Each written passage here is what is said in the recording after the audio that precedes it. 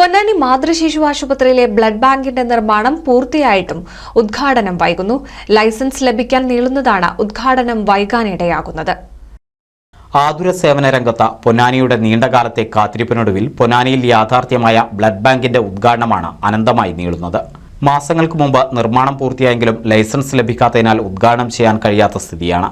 സംസ്ഥാന കേന്ദ്ര സർക്കാരുകളുടെ ലൈസൻസ് ഇനിയും ലഭ്യമായിട്ടില്ല.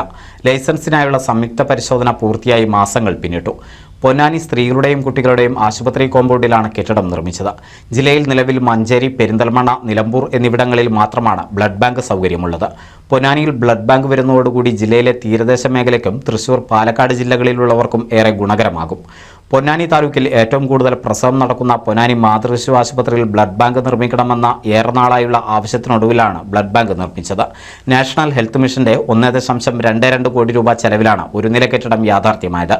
Doctors room, component store, component processing room, group and cross matching room ഉൾപ്പെടെ ആധുനിക സംവിധാനങ്ങളോടെയാണ് ബ്ലഡ് ബാങ്ക് നിർമ്മിച്ചത്.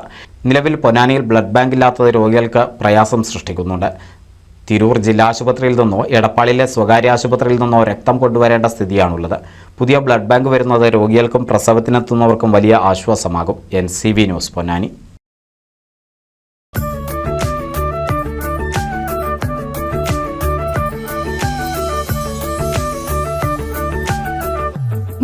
വർഷത്തെ വിശ്വസ്ത പാരമ്പര്യവുമായി എന്നും എപ്പോഴും കൂടെയുണ്ടെന്ന വിശ്വാസം. Basith wedding mall, Basith arcade, Poongottukulam, Tirur.